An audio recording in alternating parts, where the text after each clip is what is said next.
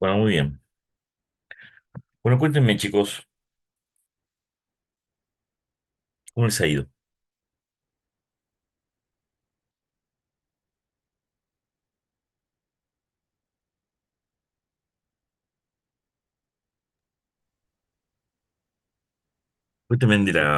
Cuéntenme, chicos, por favor. Vamos. Cuéntenme en el set uno que tiene la solución, que lo estuvieron viendo, que estuvimos hablando del mismo y que, bueno, era la práctica para ustedes trascendente. Los escucho.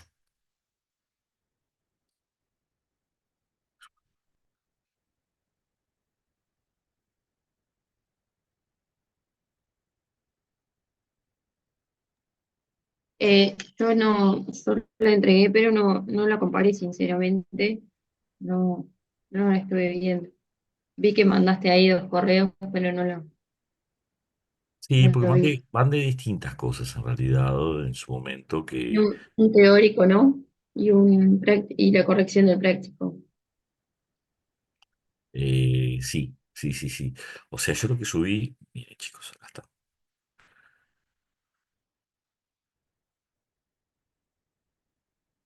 Nosotros acá en teórico tenemos. Voy a comparar, dame un segundo, voy a compartir. Nosotros acá lo que tenemos es lo siguiente.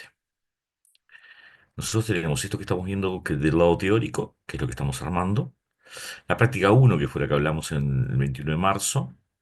La solución práctica del 21 de marzo, de práctica uno marzo 2025.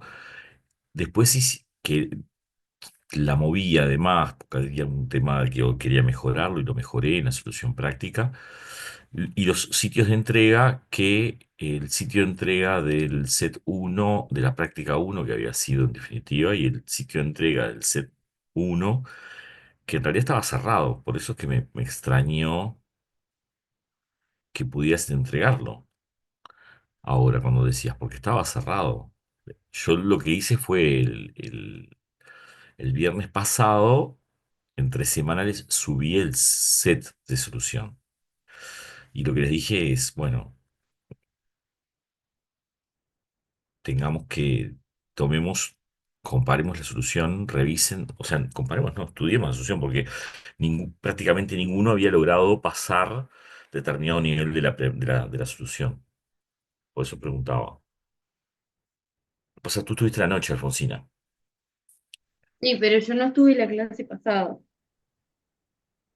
Y para no faltar de vuelta me vine para No, acá, está para bien, esto. fue por eso, fue por eso. Pero el resto sí estuvo la clase pasada. Y bueno, la pregunta es, porque aparte todos manifestaron una fuerte dificultad con el set uno que para mí era un set básico totalmente, y no es un set de Ah, no, ingeniería a mí me financiera. recostó. Bueno, Y no sé te si va- los hice de- bien. yo sé que les puede costar alguna partecita, pero el resto es bastante hábil para poderlo hacer. Pero tuvieron unos cuantos días para verlo en su completitud, o sea, tuvieron 2 semanas el set en la plataforma, y tuvieron 4 días o 5 días la solución. Marcos, contame cómo te fue con el set, por favor.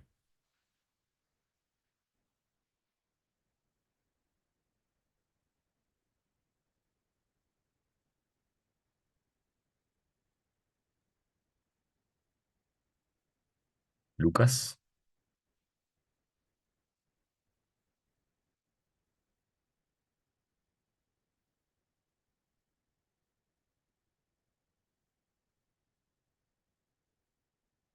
Yara,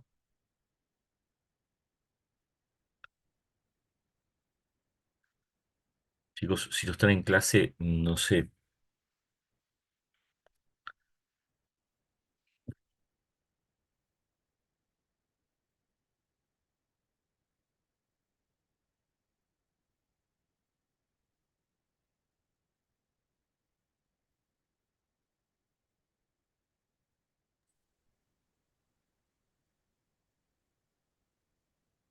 Yo estuve mirando el sábado pasado, yo había entregado, más allá de que no se pudo abrir eso, no lo había hecho y eso. Lo que no entendí mucho es el plus, que es lo que hizo. Porque vi que hizo lo hizo en tres pestañas, El No sé, que se puso en clase en el momento que lo hice. Lo debí haber borrado, te pido disculpas. Pero lo está, puedo está. mostrar No, acá. No, no. pero lo puedo mostrar acá porque en realidad es bastante fácil. Digo, porque, es más, no sé si el plus no tiene la letra ahí mismo. Un segundo, por favor. Pues yo lo No, había. el plus dice tipo, tipo una anotacioncita, pero no tiene letra. Por eso es que me Ujú. quedé, tipo, lo estuve mirando y no sé de dónde le había sacado, hasta después me cuenta. Obviamente, a lo último No, no, viene. no, puede ser que así sea, pero dame un segundito que ya te lo voy a solucionar. Plus. Sí, el tema es así. Si ustedes observan, el plus es así. Lo que es un ejercicio de explicación que lo iba a dar en clase. Lo que pasa que fue una clase un poco. eh, yo tuve un problema familiar el otro día y bueno, no quiero volver sobre lo mismo. Agradezco en algún momento esos 10, 15 minutos que tuvimos que contener, pero bueno.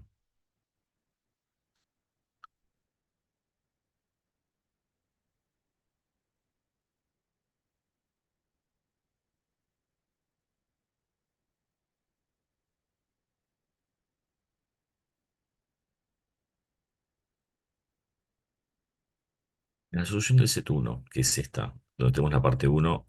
A ver, pregunta, Marcos, ¿tenés dudas de la parte uno?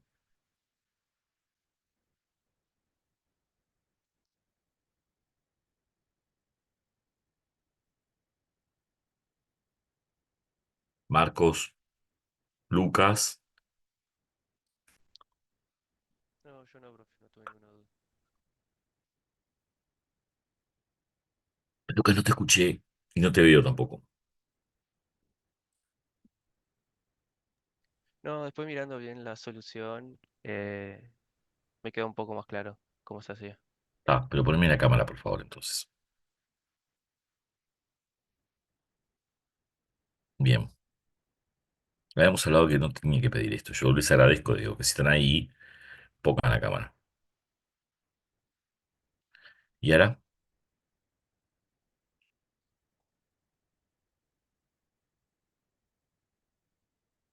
Buen día. No tenemos dudas. Bien.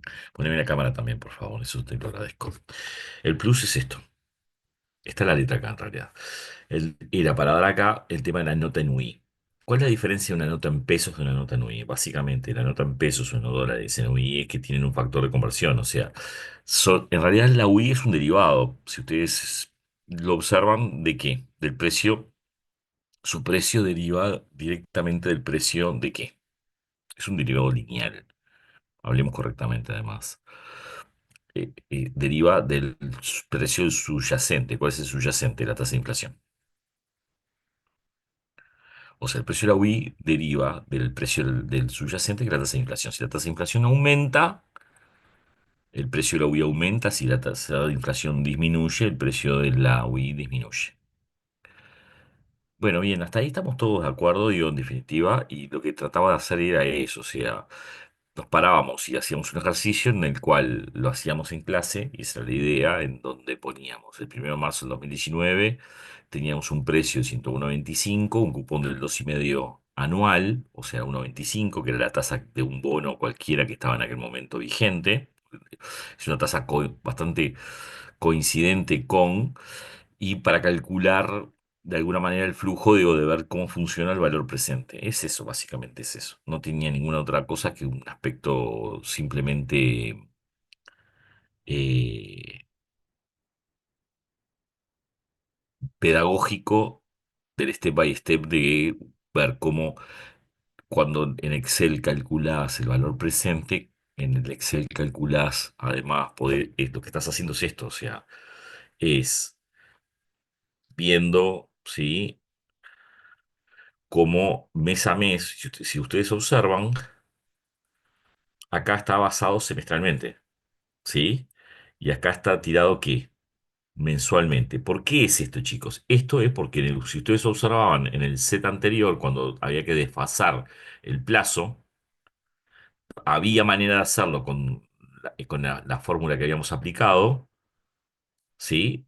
que era, se corría la fórmula en definitiva, el periodo, digo, 1 de julio, 1 de septiembre, 1 de marzo, 1 de julio a 1 de septiembre.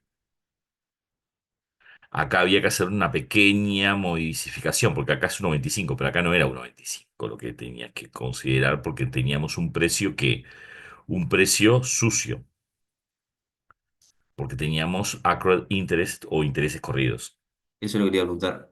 ¿Interés sucio a qué iba de interés limpio? Me quedó eso. Ahí va. Vamos al plus entonces que es más fácil de repente explicarlo. En realidad, este es el flujo cómo va a pagar. ¿Cómo va a pagar el bono? Bueno, va a pagar 1,25 el 1 de septiembre, va a volver a pagar 1,25 el 1 de marzo. En este caso era octubre, noviembre, diciembre, enero, febrero, marzo. Ahí está, perfecto, está correcto. Es eh, para septiembre, 5, 6. 1 de marzo, es correcto. Sin querer hice, ahí está, marzo, correcto. Y va a pagar el 1 de marzo 1,25. Supónganse que acá, el 1 de diciembre del 2020, del 2019, alguien lo quiere comprar, ¿correcto? Más todavía, supónganse que en realidad el 18 de diciembre del 2019, alguien lo compra. No tiene por qué comprarlo el día exacto de vencimiento, de cierre. ¿Estamos de acuerdo, chicos? Bueno, si alguien quiere comprarlo el 18 de diciembre, en realidad, ¿de cuándo fue el último día que pagó intereses? Pues el último día que pagó intereses fue el 1 de septiembre de 2019. ¿Cuántos días son los que hay desde el 18 de diciembre al 1 de septiembre? Hay más 18 de diciembre de 2019 menos el 1 de septiembre del 2025. Eso es, no sé por qué me da error, qué raro, porque están los dos puestos en forma de, supongo que de fecha vamos a usar, porque es imposible porque en 2002, 19, tengo, parezco un rollo en el siglo XXV, estoy en cualquier siglo ya, más 18 de diciembre X.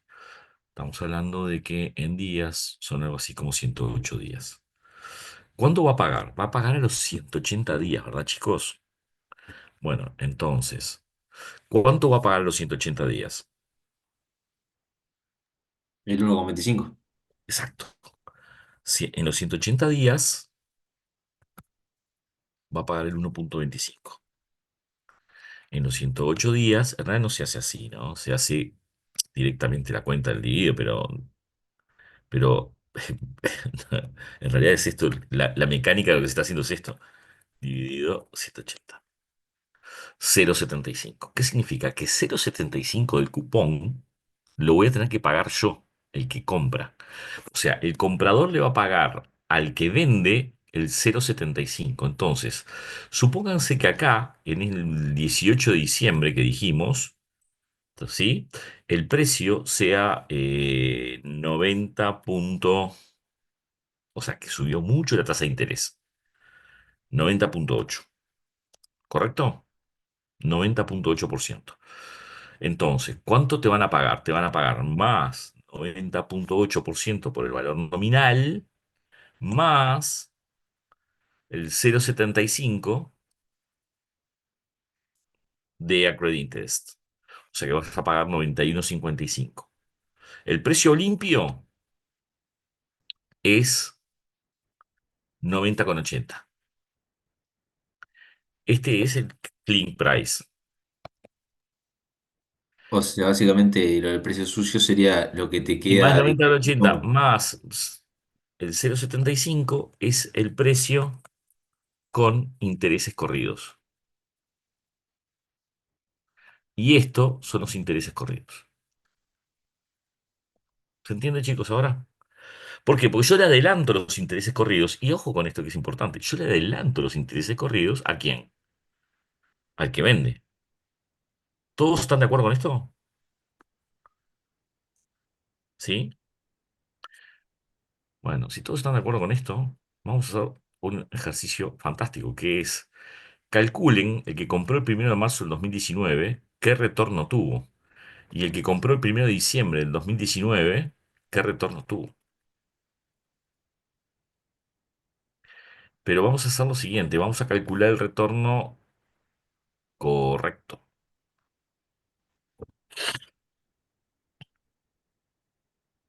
sea, y lo podemos hacer de dos maneras, obviamente. Yo diría con la fracción correspondiente sería la mejor, pero si quieren pueden hacerlo por días. Si ustedes quieren poner, yo lo que sí les admito, si quieren para simplificar, porque no tiene porque la diferencia va a ser mínima, es que el que vende el 18 de diciembre en el flujo, ¿sí? Para que sea más fácil para ustedes, simplemente por eso, lo pongan el 18 de diciembre, perdónenme, este es el comportamiento, el que vende el 18 de diciembre, lo pongan en lugar del 1 de diciembre y lo hagan el 1 de enero, como que recibe. ¿Por qué? Porque la diferencia son menos de 10 días, en realidad hábiles, y bueno, no les va a cambiar nada, en definitiva, el ATIR, ¿sí? O sea, háganlo acá, como que hubiese recibido el 1 de enero. Pero, en realidad pero el acro de interés calculen, hay que calcularlo correctamente al 18 de diciembre, siempre.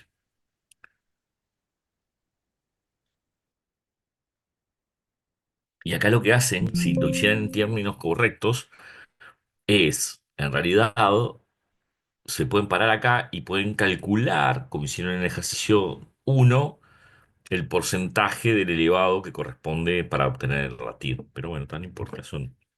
Hagamos de cuenta que no lo vamos a hacer ahora. ¿Me entienden lo que digo? Marcos, ¿estás por ahí? Buen día.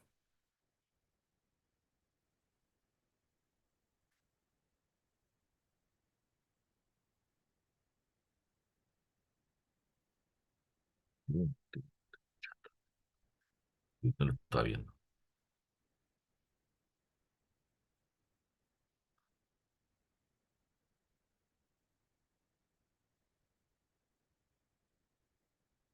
Ok, gracias, Marcos. Ahora sí te leí, no te había leído, te pido disculpas. Gracias.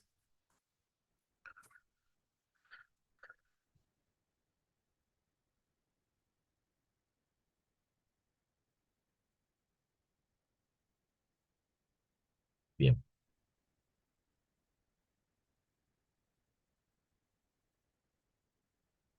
¿Verdad, chicos? Solo pues, lo planteamos acá si quieren. Pues espero.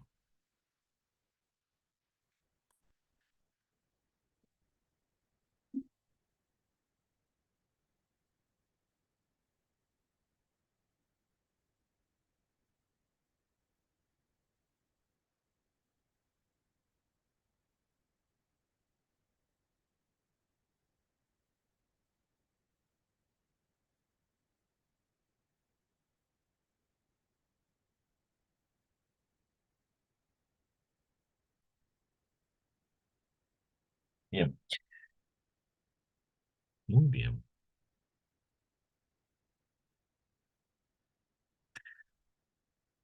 Una cosa interesante e importante, chicos. En el mercado siempre se cotiza el precio clean y se liquida el precio sucio o el precio con accrued interests. ¿Ok? Cuando ustedes están viendo el precio, están viendo clean. Por ejemplo, si ustedes vienen la pantalla para comprar este bono, estarían viendo 90,8%.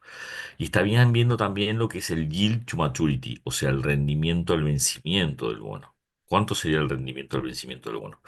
Vamos a hacer entonces la ficción de pararnos acá, como si fuera 1 de enero, ¿correcto? Y el 1 de enero alguien paga 90,8 más el 90,8 que dijimos, más el 0,75. ¿Ok? Alguien recibe 91,55 y alguien paga 90,8. El que recibe 91,55 tuvo una TIR lamentable, más. Negativa, está en pérdida. Yo estaba haciendo eso. ¿Le da pérdida? Lo estaba haciendo, pero ya en los porcentajes te estoy diciendo que si estamos invirtiendo 101,5 Sí, en la compra, sí, bien, das pérdida. Si no, no hay vuelta, tenés 100% razón. Es un sí, disparate además. Digo, es como que igual, el mundo se transformó. sí, Trump nos puso intereses. No Ahora sé, vamos a ver 2 minutos eso, pero sí. igual lo estaba haciendo y tendría que usar, sí, sí, sería anual el interés que sacaría. Bueno, no, en realidad no. No, te va a dar mensual ahora. Si hago así la TIR me da mensual. La verdad, Exacto, bien. porque estás Sí, calculando mes a mes. Y por eso los ceros. Por sí, eso sí, los sí. obligó, por eso o sea, por eso les mostraba el tema de los ceros.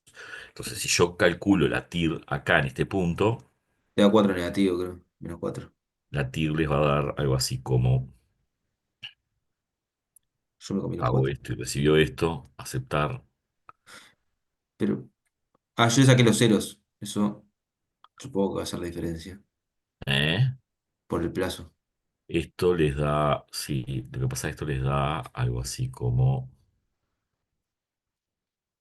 el 0,897 negativo. Si estamos en lo correcto, les está dando el 1% mensual negativo. ¿Está bien? Más esto por 12 porque en este caso sería lineal, sería el 10%, 10,76%.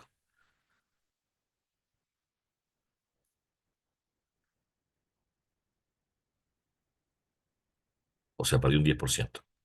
Y básicamente estamos viendo lo mismo, porque 101, elegí una fecha media, es muy aproximado. Ahora, la pérdida, o sea, haber tenido una pérdida del 10,76% en eh, marzo a, estamos hablando de 9 meses, ¿verdad? Y Uno, 24 me dos, da a mí en tres, vez de cuatro, 16. cinco, seis, siete, ocho, 9, 10 meses. ¿Eh? ¿Qué te daba? Perdóname. 10,24, no 10,76, pero sí. Ah, porque usted lo hizo por 12. No, está. No le elevé a la 12 porque lo hice lineal como si fuera, porque recibimos, recibimos el influjo recibimos uno acá, el 1,25 salió de la serie, nos hicimos 92,55 y no lo volví a colocar. En realidad, digo, es como si hubiese sido los mensual en 10 meses. Si yo lo anualizo, esto debería ser más. O sea, uno más esto, ahora sí, queda negativo al 94 a la 10 dividido 12, porque en realidad lo tuve en 10 meses. No, al revés, a la 12. Está anualizado, ¿no? Esto está anualizado. Esto ya está anualizado. O sea, mi retorno verdadero fue, podríamos hacerlo diferente, miren, podríamos hacerlo así. Más, eh, no, está bien lo que estábamos haciendo. Esto es correcto. Es el 10,76% anual. O sea, si yo lo analizo, son 10,76% de esta forma. Y si fuera exponencial, como si hubiese sido un solo lump sum en función y hubiéramos recibido un flujo mensual, ¿sí? También sería más lo que te dio tu uno más esto, ahora sí, al 94 a la 12 menos uno. Correctísimo. Y ahí te dio el 10,24 que tú tenías. Sí. Igual, yo sigo pensando, ¿por qué da mensual? Porque en realidad estamos agarrando todo el año, es decir, casi un año estamos agarrando 10 meses. ¿No sería el interés de 10 meses esto? Tendríamos que moverlo a No, 10. el interés de 10 meses sería, en realidad, tú en 10 meses, lo que vos recibiste, o sea, no, y explico por qué no. ¿Qué estamos haciendo acá? Lo que acá estamos haciendo es calculando la TIR mensual de un periodo. No lo estoy poniendo el periodo, estoy calculando la TIR mensual de un periodo, en el cual, en el primer periodo, ¿cuánto saco? Cero. En el segundo periodo saco cero, saco cero, saco cero, saco cero, saco 1,25, saco cero, saco cero, saco cero, saco 91,55. Eso es lo que estamos haciendo. Si yo lo calculo mensualmente, que es lo que estoy haciendo, Claro, me me da da eso. 89,7%, 0,897 mensual negativo. Ahora bien, si yo anualizo esto, y yo saco, saco, saco, me da 10,76% porque en realidad voy a sacar, si siguiera sacando de la misma forma 12 veces, sería 10,76% por negativo. Ahora, en realidad, ¿cuál fue mi tasa de rentabilidad de todo esto? El 0,897. ¿Sí? Y yo podría decir que si yo lo hago efectivo, porque en realidad digo, fue un solo periodo, digo, para hacerlo, bueno, la tasa fue de 10,24, pero en realidad es 10,76 la respuesta correcta. ¿Y por qué es esto? Por esto, miren chicos, esto es más fácil. Suponete, mira cómo lo demostramos ahora. Suponete que el 1 de marzo del 2019, acá, acá estaba la explicación el plus del B, que está la fecha marcada. Esta es la explicación del 1.25 de por qué hacíamos de una forma y por qué hacíamos de la otra. Porque acá había justamente un 1 de julio del 2022 en la serie.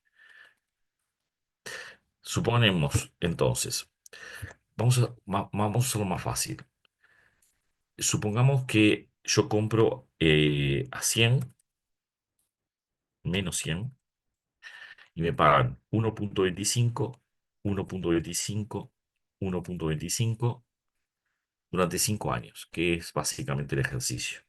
El primer semestre, el segundo semestre, el tercer semestre, tu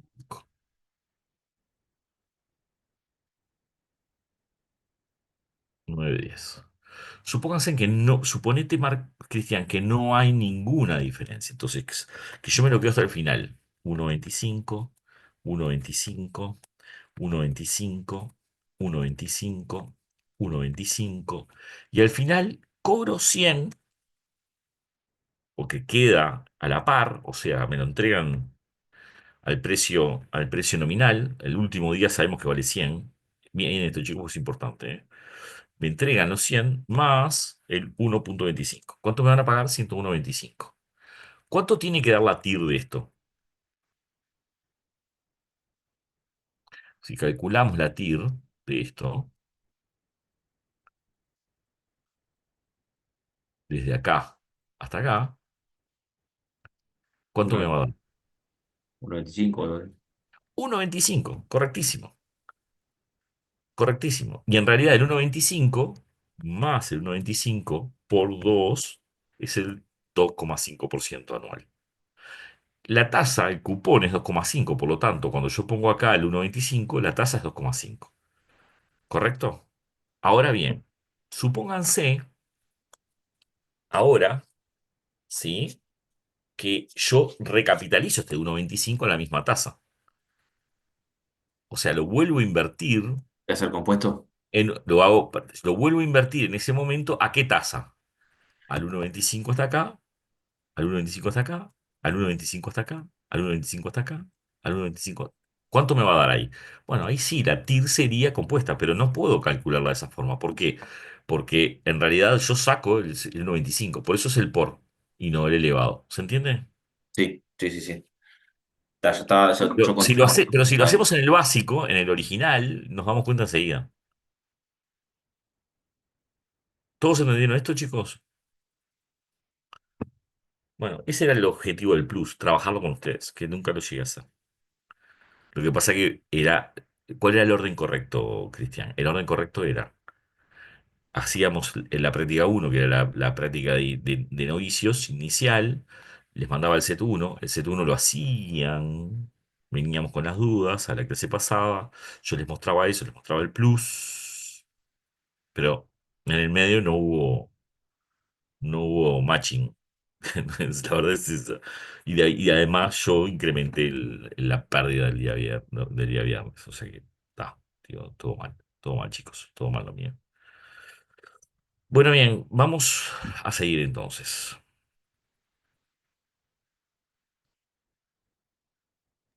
Lucas, lo tenés claro, ¿no? Sí, sí. A mí me encantan las respuestas de Lucas porque son profundas, largas, elaboradas. Se toma su tiempo para poder argumentar con... Claramente no querés ser parlamentario, ¿no? O sea, lo tuyo es Estás para call center en este momento, te diría. Bueno, bien. Acuérdense de esto. Repaso un minutito nada más. Medio minuto. Acuérdense de esto. Siempre. ¿Ok? O sea, ¿qué es esto? Los mercados financieros y las funciones. Lo estamos viendo en este momento a full, grabados a fuego. Tuvimos una semana re heavymetal.com. O sea, y Kiss, más Iron Maiden, más Def Leppard, más lo que sea, juntos hacen lo que hicieron esta semana los mercados. Y acá pasaron cosas también, ¿eh? Ahora vamos a ver un segundito eso.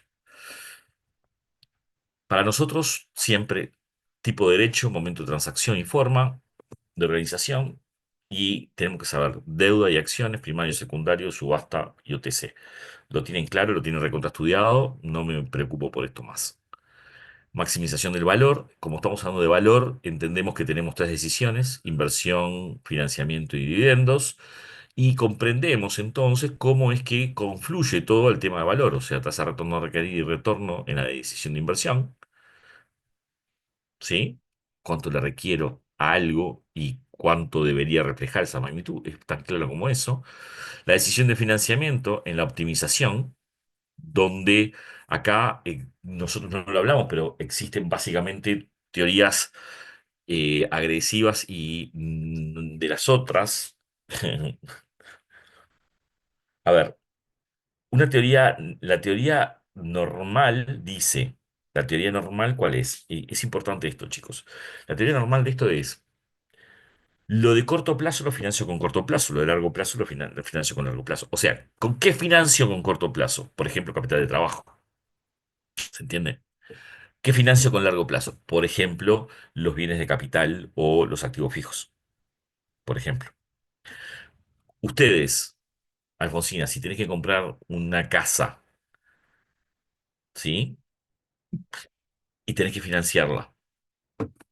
Bueno, de repente tenés posibilidad de financiarla en 2 o 3 meses o en un año, si el flujo de caja te lo permite o tenés el ahorro suficiente, pero en la normalidad en la normalidad, o sea, en la mediana, la distribución, el financiamiento es a mediano y largo plazo, 20, 25, 30 años para pagar la hipoteca, ¿correcto?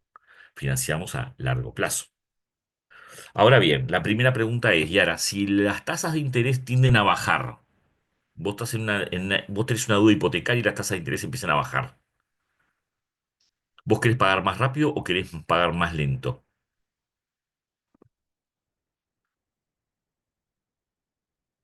Claro, exacto. Querés pagar más rápido porque cuanto más rápido pagues, te reposicionás el resto de la deuda a una tasa más baja.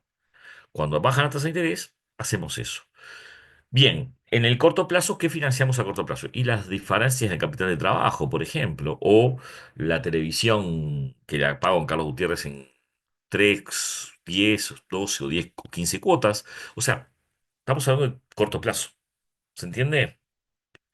Eso es lo convencional. Pero existe la teoría o la forma agresiva. ¿Cuál es la forma de administración agresiva? La forma de administración agresiva es siempre estoy tomando en corto plazo, tratando de obtener la menor tasa posible. ¿Cuál es el riesgo de eso? No conseguir que la tasa cambie de tendencia y yo consiga una tasa más larga. Y la forma de administración de esto en forma conservadora, que es la que generalmente uno observa, ¿cuál es? Exactamente la contraria. A ver, no me preocupo, tomo una deuda a largo plazo y me preocupo cuando esté por vencer. ¿Se entiende la diferencia, chicos? Bueno, eso es lo que está detrás de esto que estamos diciendo. Y por último, la decisión de dividendos, o sea, cuánto efectivo devuelvo, y ahí también hay dos teorías básicas. Una es devuelvo lo que tengo que devolver en función de una parametrización eh, o, eh, o sea, marco la devolución de dividendos y lo que me queda es lo que se reinvierte, o al revés, hago una devolución de dividendos en forma residual. ¿Qué significa residual? Marco la inversión y se devuelve lo que residualmente vaya quedando. ¿Se entiende la diferencia?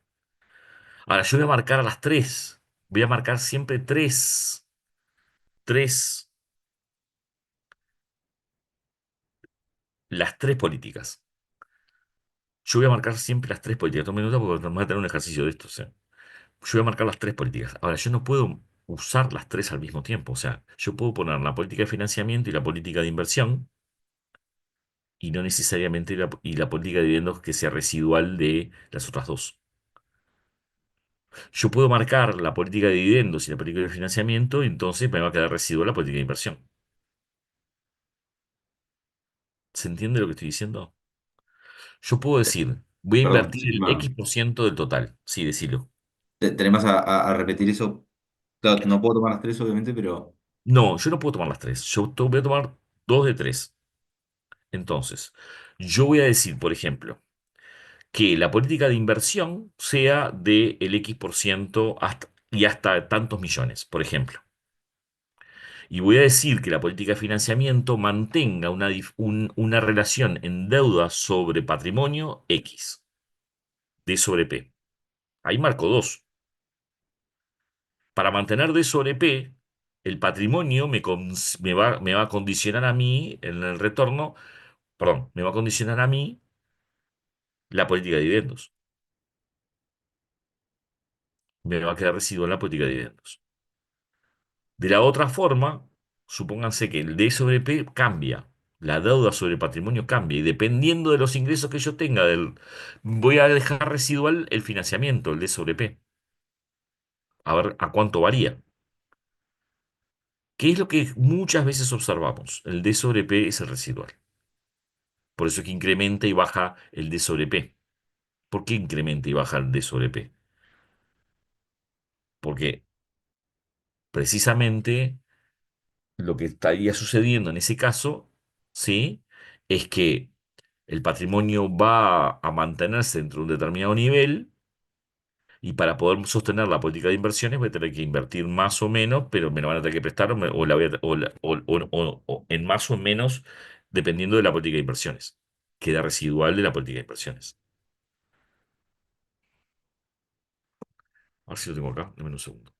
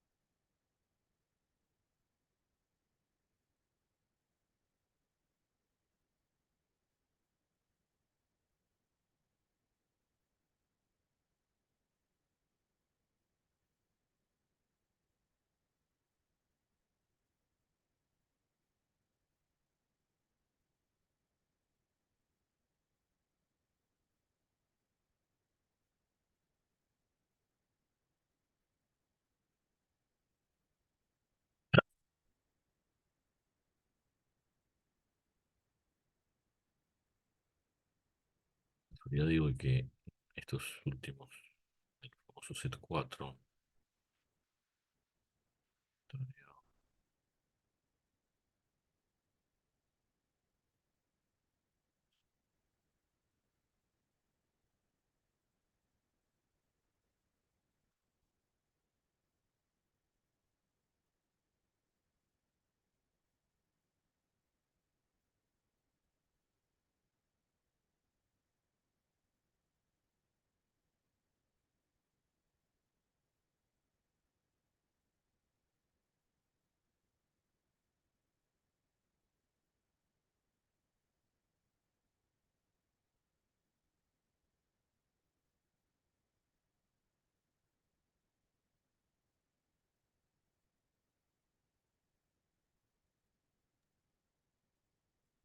Profe, para no interrumpir después la clase, yo a 9:30 me tengo que ir porque entro a trabajar ahí, pero bien, algunos minutos antes.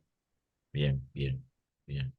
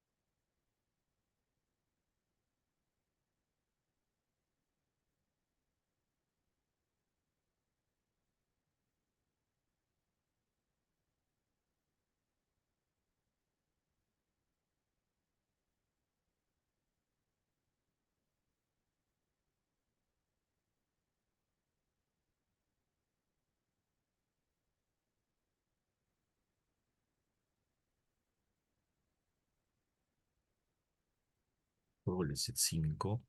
Es que me falta ese set 4, que es donde tengo eso que les quería mostrar.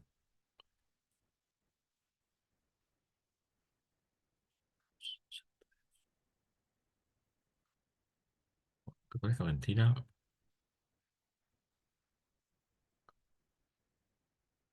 En la depuración,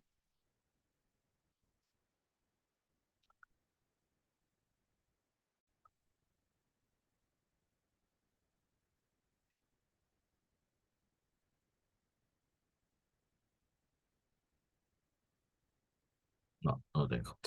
No importa. Era para mostrárselos nada más y esa era la intención.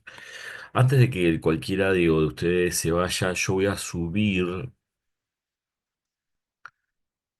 el set 2, que es básicamente una continuación del set 1 visto de otra forma, y el set 3, que es el set 2, se los muestro ya mismo, antes de... Bueno, este no es.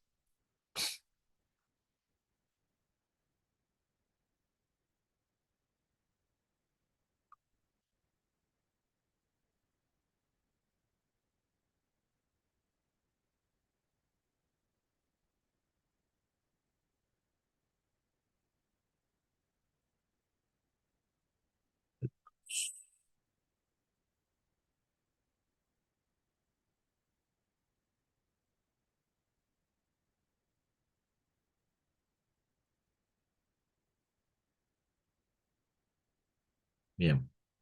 Voy a subir el set 2, que es un set.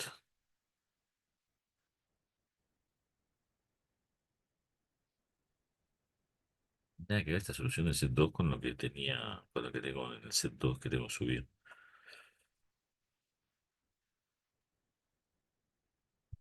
Voy a subir el set 3 seguro y el set 2 seguro. Me tengo que encontrar la letra del set 2, que no la tengo en este momento de este lado, y porque tengo otro, y mostrárselas para ver. El set 2 es una continuación de lo que están viendo ahora, con un ejercicio de flujos, y el set 3 es de estructura de deuda, 100% estructura de deuda, ¿sí? Que es lo que vamos a seguir viendo ahora. Voy a poner los dos, y como tenemos 2 semanas, digo, bueno, lo que hacemos habitualmente, ¿no? A la clase siguiente, que va a ser el otro domingo, el otro lunes, perdón, el otro viernes.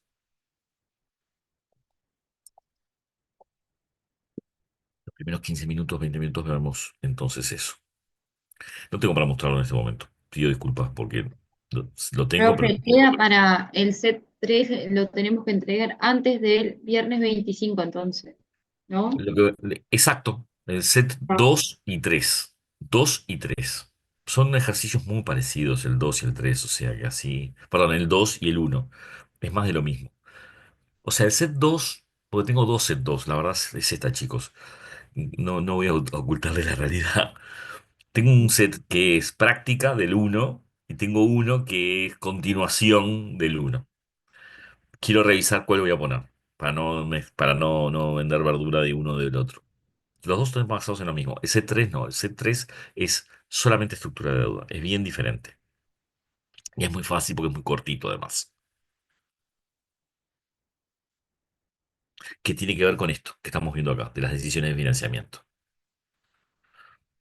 El set 4, que es el que estoy buscando, es el que yo quería mostrarles donde muestra las restricciones de las tres políticas. Lo voy a encontrar en breve, digo. Estoy seguro que cierro la máquina y lo primero que hace es aparecerme el set 4, pero bueno, eh, es como,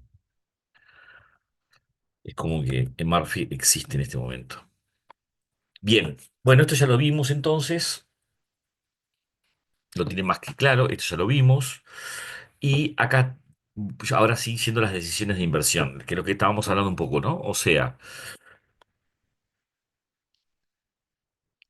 entendiendo lo que estábamos hablando previamente, nosotros tenemos tres decisiones en donde no podemos tomar las tres al mismo tiempo o tenemos que cambiar la cantidad de capital que se tenga para poder llegar a las tres a cubrirlas o la tasa de retorno tiene que estar que me permita mantener eso. Entonces, en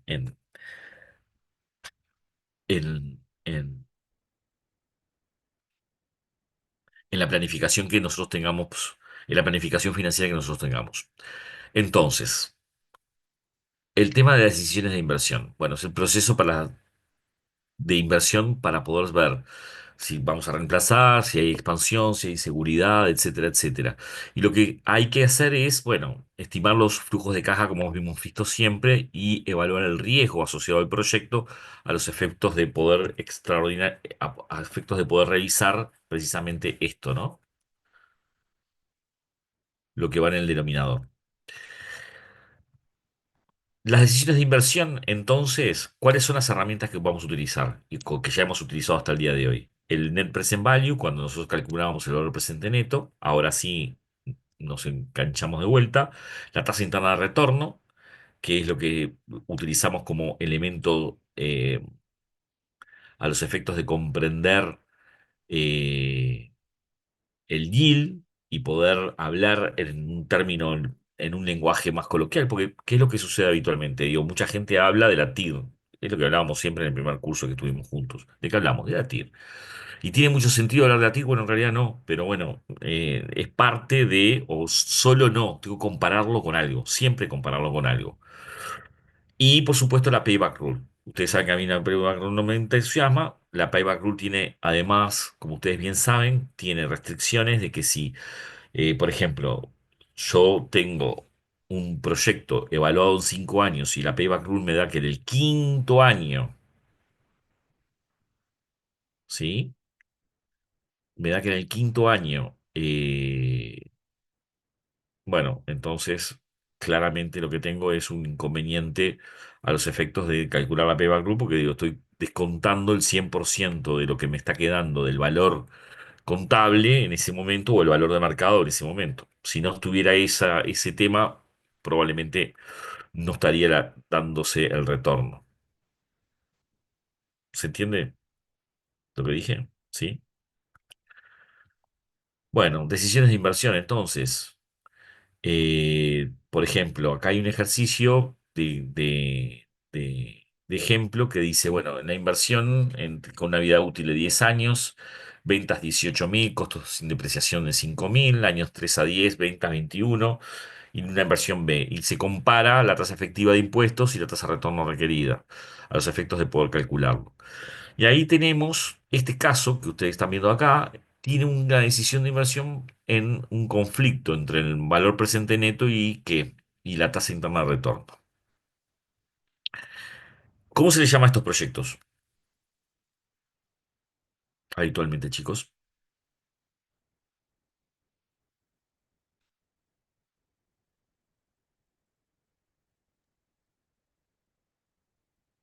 ¿Cómo se le llama?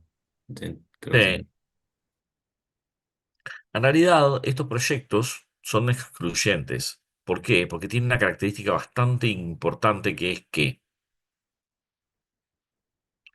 si ustedes calculan el valor presente neto del proyecto A y el valor presente neto del proyecto B, ustedes calculan el valor presente neto para distintas tasas, ¿correcto? ¿Sí? Sí. Bueno, el valor presente neto del proyecto A para una tasa de retorno requerido de 5% es mayor que el valor presente neto del proyecto B. Sin embargo, para una tasa de retorno del 20%, el valor presente neto del proyecto B es mayor que el valor presente neto del proyecto A. ¿Por qué pasa esto?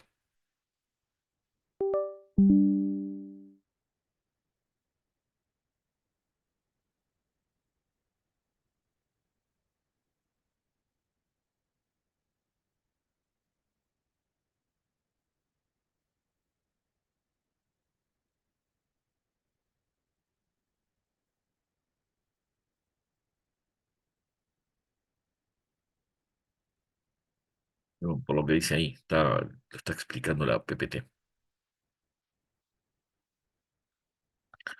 Lo que ustedes tienen acá es básicamente dos proyectos que tienen un punto en donde el net present value es indistinto, el de A o el de B, ¿correcto? A una tasa del aproximadamente 10%, es indistinto elegir A o elegir B. ¿Estamos de acuerdo? ¿Sí? Sí. ¿Cómo se llama esta tasa? Esta es la famosa tasa de Fisher.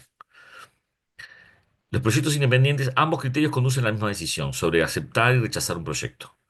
La tasa de Fisher se determina la TIR correspondiente a la diferencia de los flujos de caja entre los proyectos. Si no hay cruce, un proyecto domina al otro. O sea, son proyectos independientes, pero uno puede dominar al otro cuando no existe cruce. Pero cuando hay cruce, sí, dentro del perfil puede ser por diferencias de escala o por diferencias en el timing. ¿Estamos de acuerdo? Por diferencias de escala o por diferencias en el timing. ¿Dónde invierto y cuándo invierto? Esto lo veíamos en formulación y evaluación de proyectos. Cuando hay diferencias en escala, los proyectos con menores inversiones iniciales, los proyectos que tienen menor inversión inicial, liberan fondos en T igual cero. Cuanto mayor sea el costo de oportunidad, más valiosos son los fondos. Por lo tanto, cuanto más cortos, favorecen proyectos más pequeños. La TRR favorece los proyectos más pequeños. En cambio, las diferencias de timing tienen que ver con cómo es que recuperamos los cash flows. O sea, ¿se acuerdan? Si yo recupero los cash flows en este proyecto acá y si los recupero acá, independientemente de si la tasa de retorno requerida fuera la misma, ¿qué es lo que estaría sucediendo? Estoy recuperando la plata antes, por lo tanto es el beneficio mientras más acá lo tenga, mejor. Exacto. Esa es la realidad. Y hay un Exacto. punto de cruce. Ahora, ¿cuál es la verdadera historia de esto? Lo que yo les comentaba siempre, que la verdadera historia de esto es que no pueden tener la misma tasa de retorno requerida. No deberían de tener la misma tasa de retorno requerida. ¿Por qué, Lucas?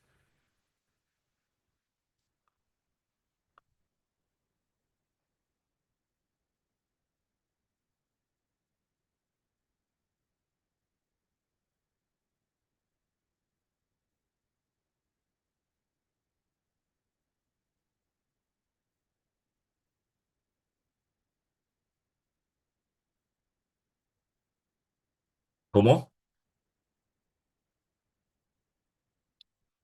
En realidad, lo que estamos diciendo es un flujo de caja que no depende de la inversión, porque en realidad es un proyecto. Vos tenés un activo que te va a devolver los flujos antes y otro que va a devolver es el timing. Lo que te están diciendo ahí en la PPT es eso, ¿sí? Fíjate vos una cosa, suponete que vos invertís 80 y cobrás 20, 20, 20, 20, 20, 5 veces 20, ¿correcto? Y suponete otro que cobrás, disponés 80 y cobrás 0, 0, 0, 0, 100.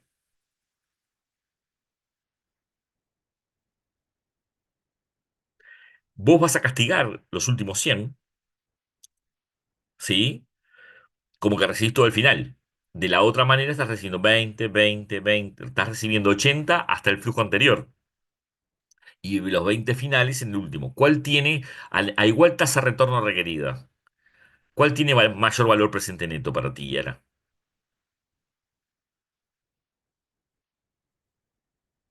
X 20, 20, 20, porque los primeros 20 ya liberan la tasa, o sea, ya tienen dividido uno más la tasa de retorno a la uno. Los siguientes 20 a la 2, los siguientes 20 a la 3, a la 4. Los 80 llegan hasta 4, pero son solo 20, porque ya los otros 20 los cobré, y los otros 20 los cobré, y los otros 20 los cobré. Me quedan los últimos 20, que es a la quinta.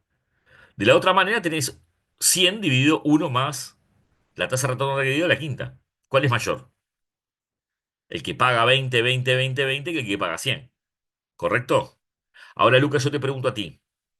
Los primeros 100, los primeros 20 tenés una previsión, los segundos 20 tenés una previsión, los terceros 20 tenés una previsión, más o menos en el tiempo, pero de 5 años para adelante es igual, mayor o menor riesgoso que antes.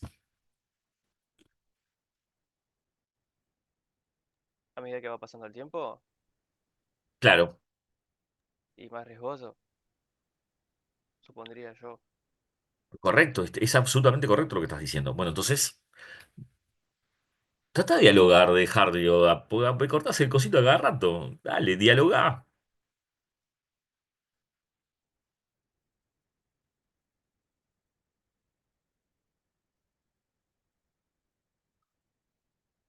Te escucho.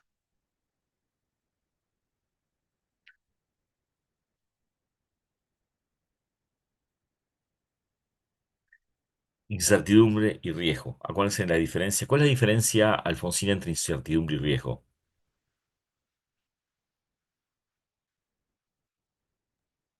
No, la incertidumbre era cuando vos realmente ya no sabías qué iba a Sabes. pasar y el riesgo que vos ya sí sabías, bueno, pero lo Lo tomabas. tenés, lo podés con. Exacto. La evaluación. Todos son mecanismos en definitiva asociados al factor de que lo que va a pasar no lo sabemos. Tenemos medido el riesgo, por eso risk, y la medida del riesgo es el desvío, o eventualmente incertidumbre, no tengo ni idea de lo que puede pasar. ¿Se entiende la diferencia? Bien. El otro tema que tenemos que revisar es el valor económico agregado. Ustedes siempre ven valor presente neto como uno de los mecanismos de evaluación. O sea, nosotros vemos siempre el valor presente neto como un mecanismo de decisión de inversión. Pero existe otro mecanismo de decisión que es el valor económico agregado, que es a cual los activos, ¿sí?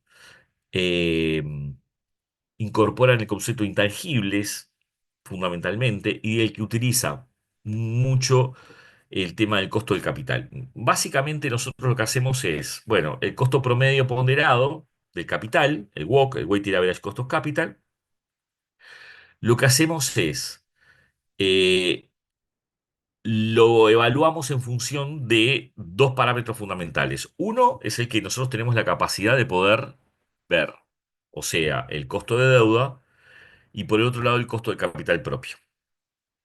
El costo de deuda multiplicado por el pasivo dividido el activo, más por uno menos T, más el costo de capital propio multiplicado por el patrimonio dividido el activo. O sea, pasivo es la cuota parte del activo que yo voy a estar financiando con fondos no propios y por eso es el costo de deuda. Y por el otro lado, el costo de capital propio que es el que voy a estar financiando con patrimonio.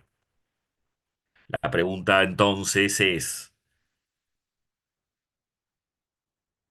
ahí hay dos preguntas primero. La primera pregunta es, ¿yo conozco alguno de los dos? ¿Sí o no? Esto ya lo tenía para leer, chicos. Yo no estoy avanzando en nada que ustedes no hayan leído, supuestamente, ¿no?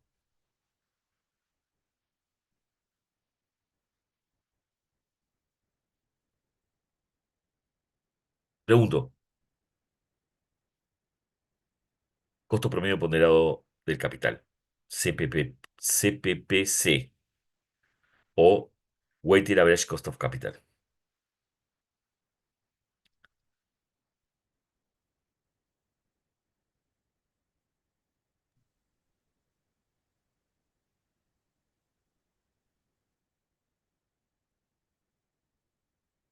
Dígame, eso no todo. Dígame. A ver, ¿de qué depende el KD, Lucas? KD, ¿de qué depende?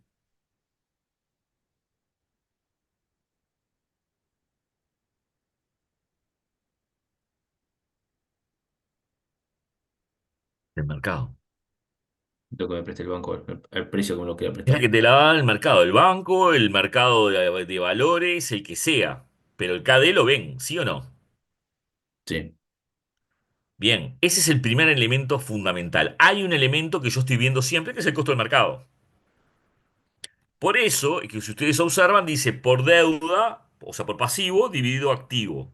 El P sobre A o el D sobre patrimonio, sobre activo.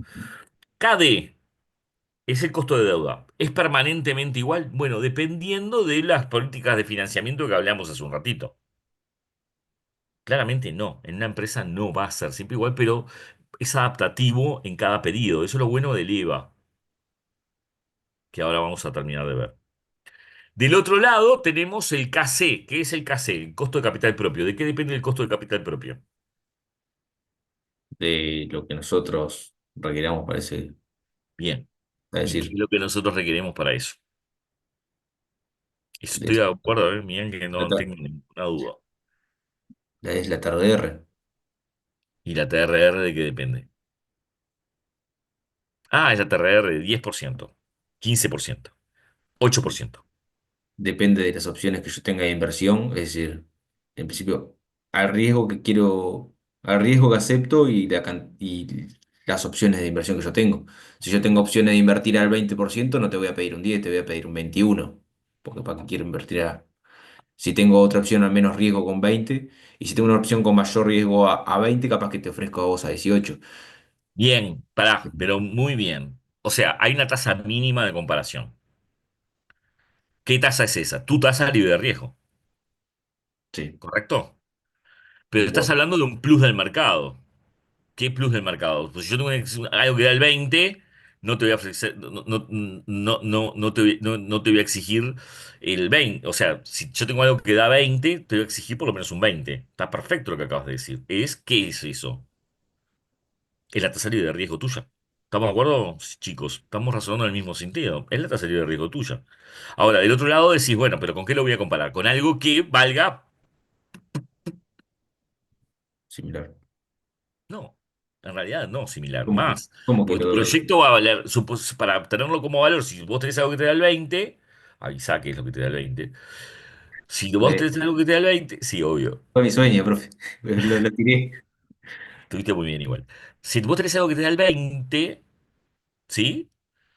Vos por un proyecto que tenga un riesgo que mayor, porque tenés ese riesgo mercado, vas a pedir el X% arriba. ¿Qué Sí, depende ese X% arriba? El mercado, o sea, si vos vendés tortas fritas, Lucas, ¿es lo mismo que si vos vendés droga? Y no, ¿Cómo? No te escuché. que no, obviamente que no es lo mismo. Ahí está. Obviamente que no es lo mismo. Entonces, tenés que exigirle más. O sea, vos vas a exigir cuánto más. Depende del mercado. Entonces, lo que vamos a exigir siempre es, ¿de qué depende la tasa propia? Depende de la tasa libre de riesgo, más la diferencial que existe entre la tasa del mercado en el que estamos hablando, hacemos chorizos, tenemos un frigorífico y hacemos chorizos, ¿cuánto dan los frigoríficos? Por encima de la tasa libre de riesgo, se la tengo que pedir. ¿Multiplicado por qué? Por el riesgo. Por el beta. Por Por el el, beta. ¿Por el? Por el beta, no era Por el el riesgo. beta. Exactamente, por el beta de ese mercado. ¿Cuánto varía mi proyectito en función del beta? La pregunta es, porque ya lo vimos además esto en un curso anterior, el beta, ¿yo lo conozco? En el Uruguay no, pero en todas partes del mundo sí. Voy a Damodarán, veo el beta de lo que estamos viendo y lo calculo. Entonces, esta ecuación que tenemos acá, que parece muy traída de la NASA, en realidad es algo que yo tengo mercado multiplicado por el pasivo dividido el activo, más el costo del capital por el patrimonio dividido el activo. Punto. Y el KC depende de qué? Depende de la tasa libre de riesgo, que muy bien Cristian dijo que podía ser para el 20%. Me encanta que tengas una tasa libre de riesgo del 20%, más la tasa de mercado.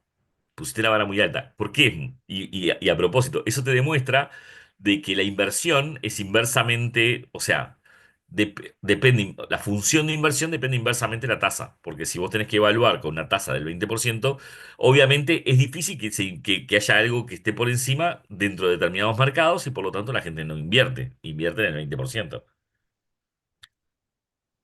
¿Qué pasó con la tasa de interés, Lucas, estos últimos días? Te estoy atomizando mal. Es contigo, ¿eh? Deja el micrófono abierto, trata de hablar, sacate la mano adelante, contador Muniz, vamos, libérese, créasela. ¿Está preguntando por lo de Trump o por qué? Lo que tú quieras hablar, dale, contame. ¿Qué es lo que sabes? ¿De A o de B? No importa. Sacá la mano de la boca. Sí, porque no puedo cuando me estás puteando, dale. Y ahora, va, sinceramente no sabría decirte porque no estaba no leí mucho el tema, la verdad. Ah, no importa. Está bien igual. Pero sí sabemos que las tasas de interés en Uruguay subieron. ¿Sí? El Copom se reunió con el presidente Tolosa por primera vez y el presidente Tolosa de una primera dijo, Ips up, sube. Es una marcada de tendencia muy fuerte, ¿no? Tenemos una política más contractiva. Tenemos una política más contractiva. Bueno, no voy a leer. Yo ya había adelantado esto, porque la clase anterior, no la anterior, yo les dije, lean el EVA tranquilos y los indicadores financieros para la eliminación. Lo que me interesa es, bueno, básicamente el precio del mercado de las acciones entonces va a tener que ver con la rentabilidad empresarial, la rentabilidad de la empresa. La rentabilidad de la empresa la rentabilidad de la empresa, ¿dónde la vemos? Arriba, en el flujo de caja. ¿De acuerdo? ¿De qué va a depender? De la utilidad por acción, entonces, o sea, la utilidad neta debido al número de acciones, tiene una limitación adicional en que la utilización de acción no puede ser calculada para una unidad de negocio. Ese es un problema importante. O sea, la utilidad por acción, ¿cuánto me deja esta acción? Utilidad por acción. El flujo de caja por acciones, la utilidad neta más las depreciaciones dividido el número de acciones también. O el ROI, que es el Return on Investment, que es la utilidad antes de intereses e impuestos dividido el activo completo.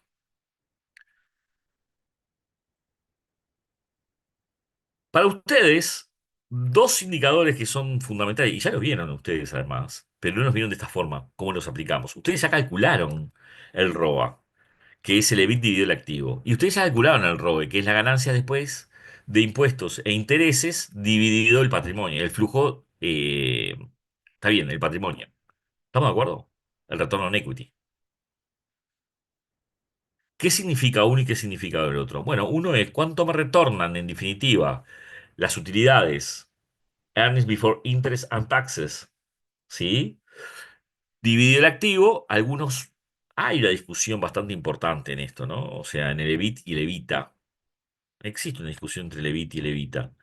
Pero bueno, no importa, digo, en realidad esa discusión que tenemos entre el EBIT y el EBITA, digo, la podemos zanjar. Unos usan el EBIT y otros usan el EBITA. los mexicanos, hay una corriente mexicana que tiene un muy buen manejo de los temas financieros que habla de determinadas cosas con en respecto a la previsión del evita y el EBIT, en realidad, el tema de las amortizaciones. Uno incluye amortizaciones y el otro no. ¿Sí? Entonces, el criterio de depreciación y amortizaciones, dependiendo del tipo de empresa que estemos hablando, es dramático. Cambia la situación.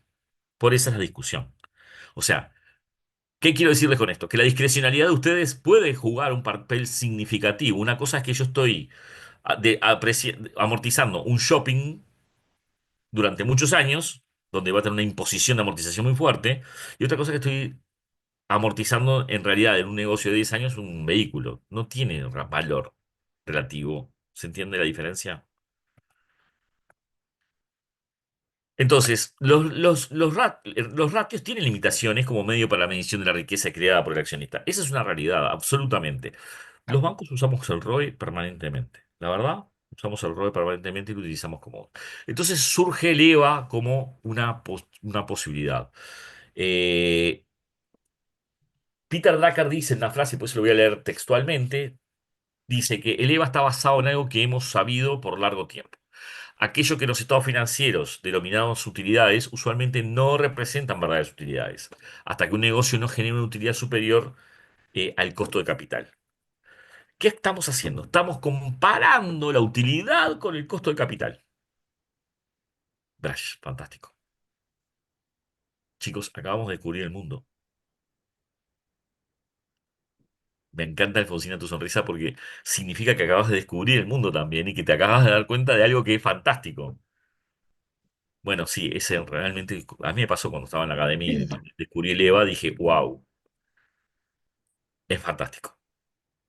Porque en realidad, ¿qué es lo que estoy haciendo yo? Lo que yo estoy haciendo es, siempre estoy elucubrando cosas y en realidad lo que yo tengo que ver es que mis utilidades estén por encima de qué.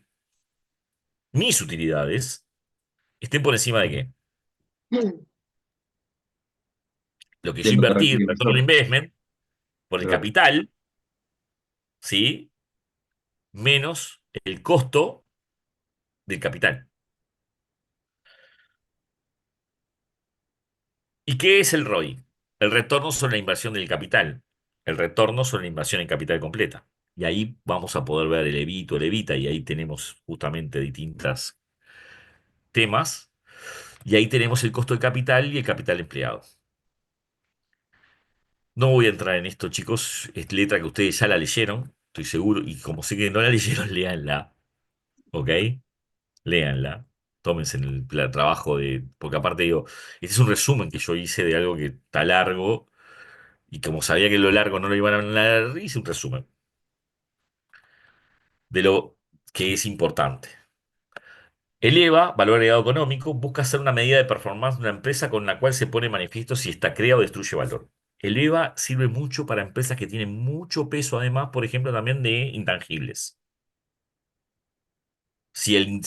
La marca genera valor.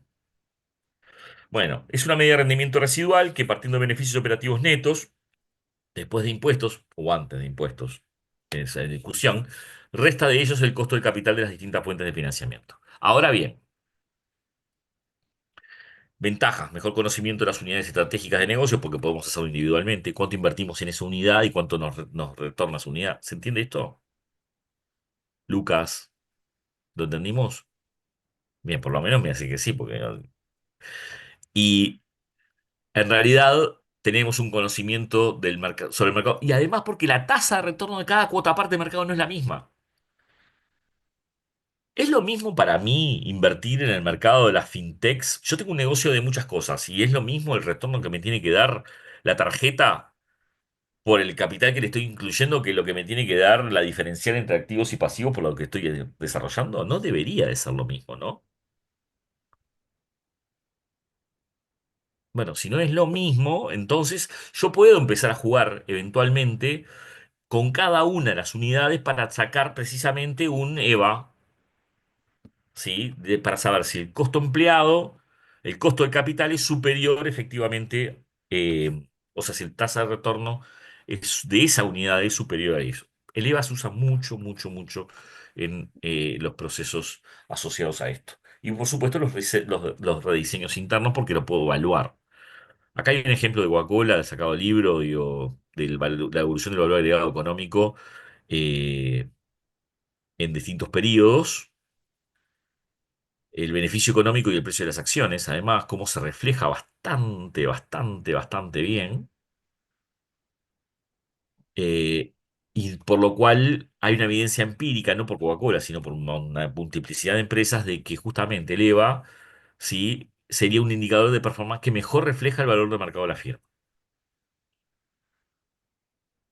No es un tema menor lo que acabo de decir. Hay mucha teoría atrás de esto, pero mucha realidad empírica atrás de esto. ¿Qué quiere decir esto? Digo, de que generalmente los mecanismos que nosotros conocemos son los que ustedes ya saben, pero que debemos tomar en consideración para algunos temas el tema de evaluación de NEVA. Esto no es ingeniería financiera. Esto es entender cómo lo que va a venir ahora sí tengo que encastrarlo acá adentro.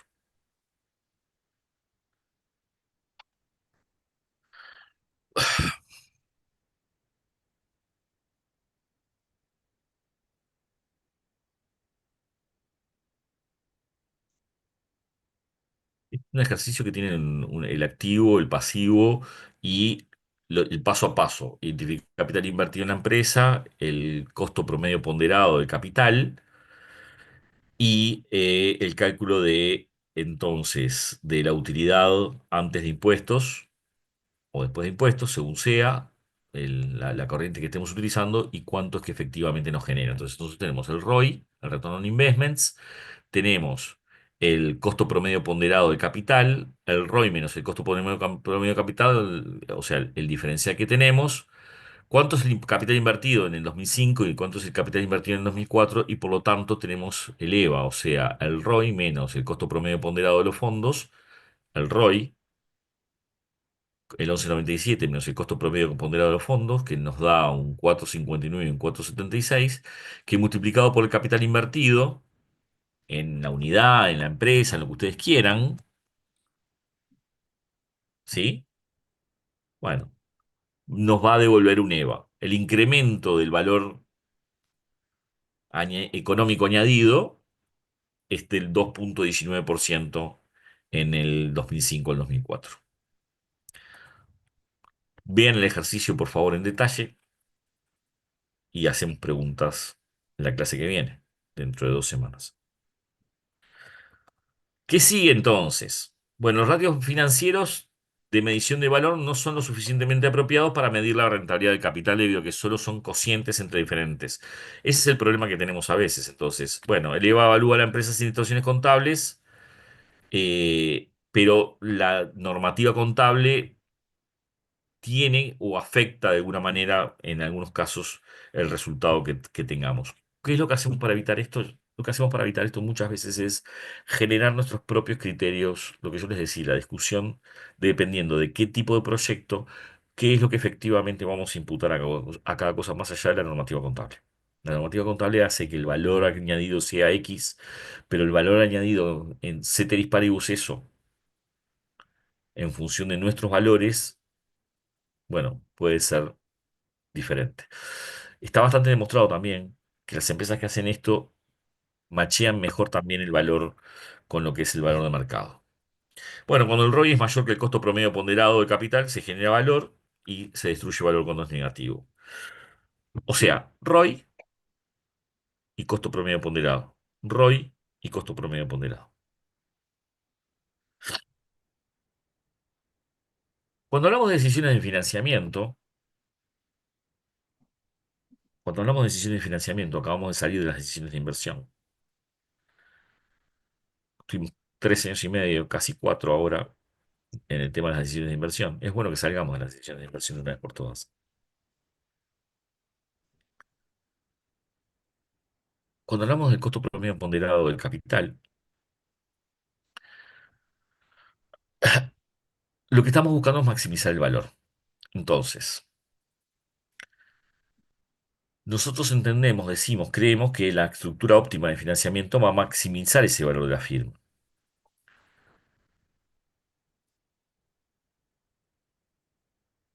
Ahora, esa estructura financiera ¿sí?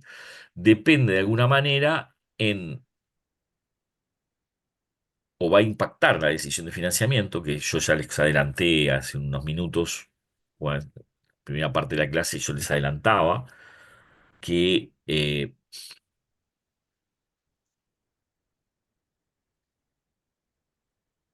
básicamente puede ser una decisión basada en la maximización, puede ser una decisión de una mecánica de trabajo agresiva, o sea, de que la política sea agresiva, marginando en cada momento la tasa de interés, con el riesgo asociado de que la tasa de interés se dispare y que el financiamiento sea más caro que el que tiene que ser, o absolutamente conservador, tomo a largo plazo, me dejo de embromar, digo, tomo a largo plazo y no me preocupo, que es lo más habitual, porque no nos obliga a estar escalpeando en cada momento la tasa de interés.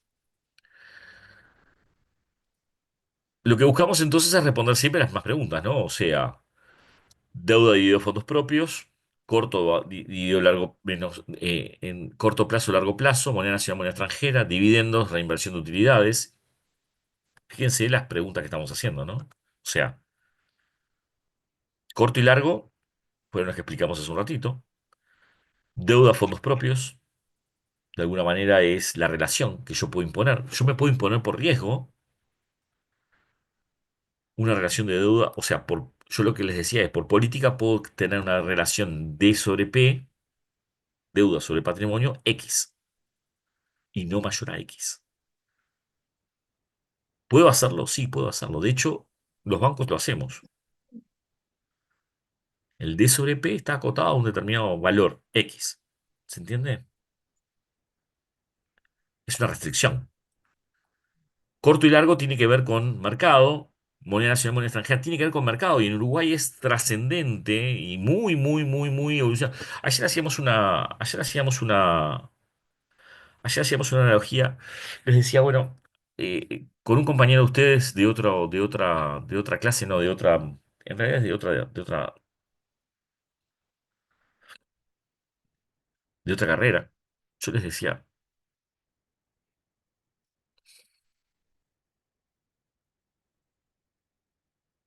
a ver, si ustedes venden motos,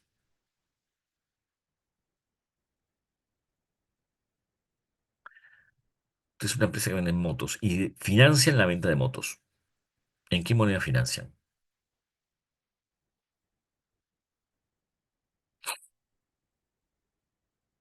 ¿Por qué?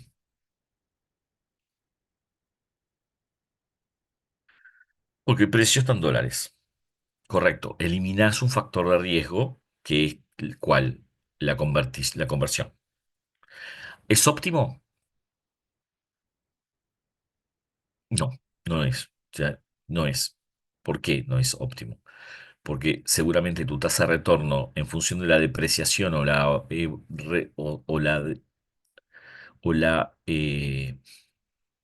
depreciación o la apreciación de la moneda, en realidad, esa tasa de retorno que tú tengas en la apreciación de la moneda, medida en términos reales, te afecta también. O sea, vos te eliminas el problema del factor de convertibilidad del precio de la moto, que está en dólares cuando vos la pagaste en dólares, a lo que es el factor de el tipo de cambio.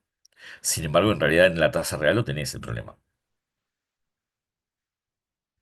¿Sí o no? Si la moneda se aprecia, vos comés más o menos alfajores. Si la moneda se aprecia, vos comés menos alfajores. Ese es el tema. Porque digo, la convertibilidad del dólares se te hace. Deme un segundo, por favor, chicos.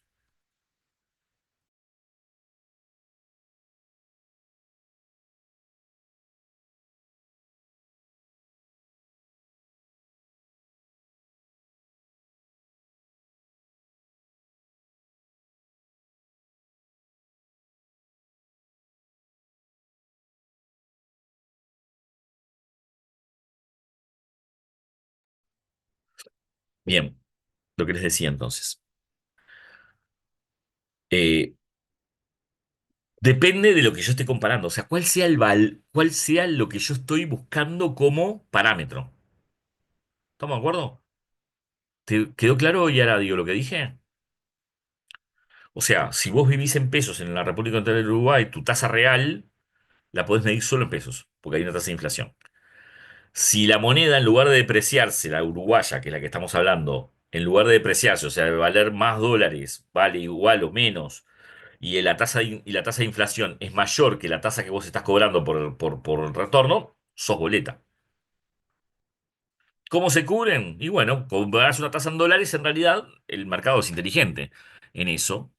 Cobra una tasa en dólares que está generalmente por encima de la tasa de inflación. O sea, el 1% mensual, ¿sí? El 0,8 o el 1% mensual está por encima de la tasa de inflación. Nosotros no tenemos 12% de inflación. Por lo tanto, quedamos anulados ahí y estamos sujetos un poco a la tasa de ¿qué? De depreciación o apreciación de la moneda. Pero yo no quiero yo quiero liberar eso. Mi retorno lo mido en dólares. Aunque coma menos, mi retorno lo puedo medir en dólares. ¿En realidad es correcto o es incorrecto? No, no es correcto. En su totalidad del negocio, si yo quiero marginar o quiero mejorar, digo, la rentabilidad, yo tendría que pensar en que puedo financiar en pesos algo que está en dólares. Mi tasa debería cubrir eso. Mi tasa en pesos debería cubrir la posibilidad de depreciación del valor del dólar o apreciación del valor del dólar y además el riesgo de que me pagues o no me pagues, porque hasta ahora no hablamos del riesgo de que me pagues o no me pagues la moto. Bueno, es muy curioso porque la tasa en dólares generalmente está muy por debajo de la tasa en pesos. Hay un mercado enorme para arbitrar en ese lugar. Me tomo en dólares, me la coloco en pesos. Me tomo en dólares, me la coloco en pesos. Me tomo en dólares, me la coloco en pesos. Durante muchos años mucha gente hizo eso. Tomo tasa en dólares y coloco en pesos. En este momento, chicos, no lo hagan por las dudas. Pero es muy hábil en periodos de otro plazo y se ha ganado mucho dinero haciéndolo de esa forma. Bien, lo que buscamos siempre entonces es encontrar la deuda adecuada para la compañía, así como el mix apropiado para financiar las operaciones. Eh, Bien, la decisión de financiamiento tiene que ver con el flujo neto y a lo que yo quiero llegar es acá, el weighted average cost of capital. Entonces, ¿para qué utilizamos los estados financieros? Bueno, para comunicar a los inversores, organizar planes y actividades, calcular impuestos, evaluar la capacidad de repago de la deuda y calcular el valor de una empresa. O, chicos, vimos el EVA que ustedes lo leyeron durante estas 2 semanas y lo van a volver a leer porque les encantó. Y vemos ahora alguien que dice, una frase que dice, calcular el valor de una empresa. Ya está, digo, es como que he llegado al final. Para las dos cosas es, ya sea para calcular el valor presente o ya sea para calcular el EVA, yo necesito el weighted average cost of capital. Más allá de mi decisión de financiamiento, el weighted average cost of capital, ¿se acuerdan cuando yo les decía todo está en la tasa de interés? Bueno, de alguna manera todo está en la tasa de interés. Obviamente, si no tengo ingresos, también soy un corcho. O sea, digo, el flujo de caja es importante. No importa que le ponga una tasa de interés perfecta si yo no vendo. ¿Verdad, Lucas? Bien, gracias. Gracias por... Tranquilo, Lucas, no me sigas hablando, por favor. Tengo que seguir dando la clase.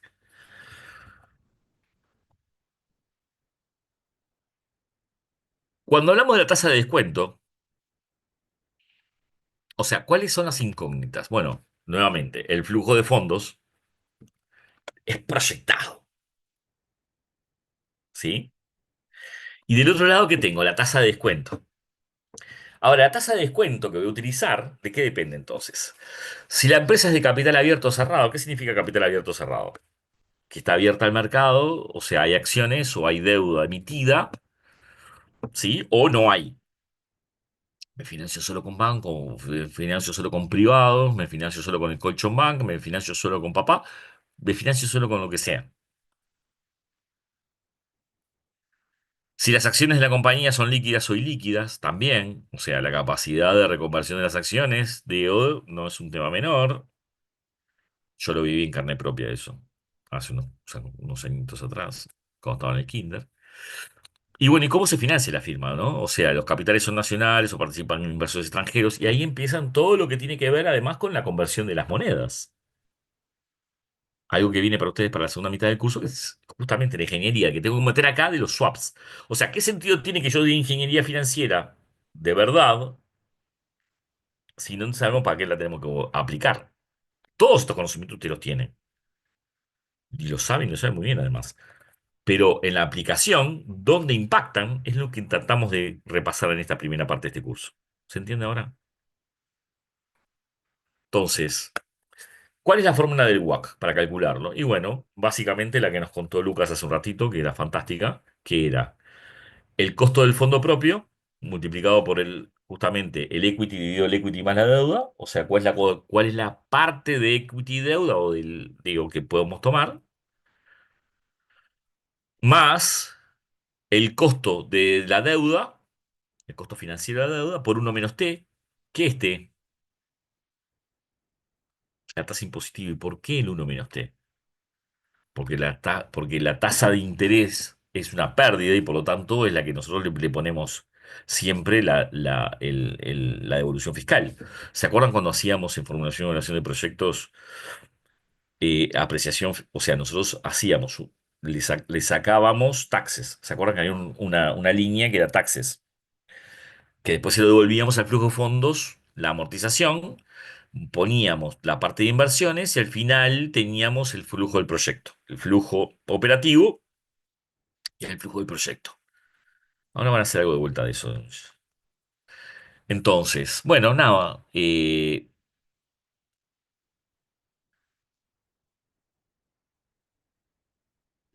esa tasa impositiva, además, ¿sí? Cuanto eh, la capacidad de poder restarla, ¿sí? Es justamente un beneficio. Cuanto más pueda restar, es un beneficio, en definitiva, favorable al weighted average cost of capital que yo tenga. Bueno, ¿y qué utilizamos entonces ahora sí, más allá del aire y el dedo que vamos a utilizar y vamos a sacar siempre cuando seamos profesionales? Ya somos profesionales. Cuando seamos profesionales en la actividad de evaluar de qué depende el weighted average cost of capital, lo que vamos a hacer va a ser una actitud absolutamente fantástica. Vamos a llamar a un previsor meteorológico, vamos a sacar el dedo y vamos a preguntar cómo viene el viento. Si el viento viene difícil, como en este momento, vamos a subir la tasa. Si el viento viene fácil, vamos a bajar la tasa. En realidad, eso es absolutamente, eh, es coloquial en realidad, y aunque se utiliza mucho,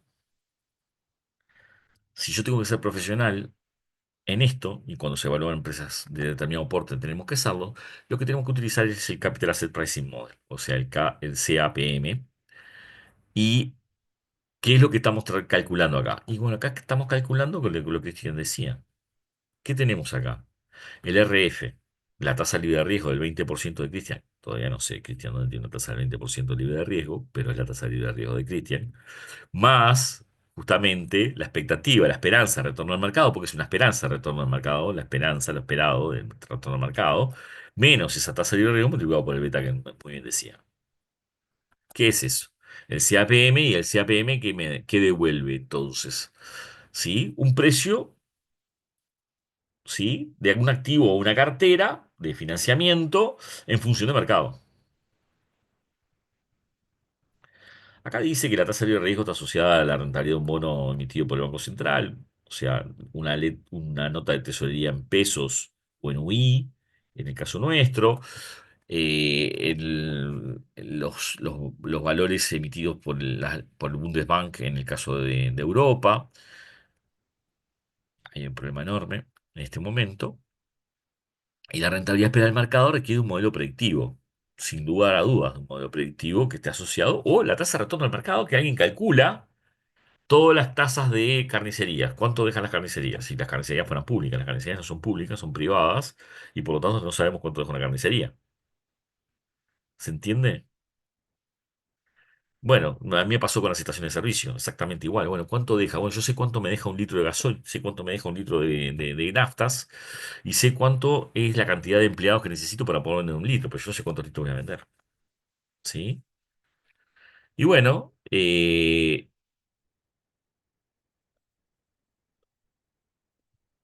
ahí está la tasa de retorno promedio anual de ese mercado para un tiempo de 5, 8, 10, 15 años en definitiva para poder ver eso. Y el riesgo del mercado no es otra cosa que la función de fluctuación del mercado, o sea, el beta o el beta endeudado, porque hay un beta sin endeudamiento y un beta con endeudamiento. El beta con endeudamiento es igual al beta sin endeudamiento por uno más, justamente, cuánto es la deuda que yo tenga, en mi caso, multiplicado por uno menos t, dividido precisamente lo que es el equity, o sea, el patrimonio en lo que estemos poniendo. Esa sería la fórmula, digo, para calcular. Y es bastante fácil en realidad, ¿no? Acá están justamente las páginas de Adamo Larán y hay por acá algunos comentarios, pero hay un ejercicio de esto. Acá está lo mismo, está repetido, pero con más énfasis en lo que ustedes ya vieron, en riesgo sistemático y no sistemático y el diversificable. Algunos problemas que ustedes ya leyeron del CAPM, cómo influye el riesgo país, la prima de riesgo. No voy a entrar en estas cosas, chicos, porque es material sobre cosas que ustedes, teórico que ustedes deberían de conocer y no son para nada difíciles, o sea, no es parte de la clase hacer esto. Vamos a hacer un ejercicio, seguramente lo que voy a poner para la clase que viene va a ser el set 2 cualquiera que sea, no sé cuál voy a poner. Tengo dos en realidad que son set 2 y otro set que va a ser no el de estructura de deuda, sí, perdón, sí, el de estructura de deuda, el asociado a esto. Que va a ser un ejercicio muy sencillo en D sobre P y calcular los valores y mantener de alguna manera la estructura. Después de eso, a la semana siguiente, vamos a culminar haciendo un ejercicio precisamente de política de dividendos, de política, o sea, política de dividendos, política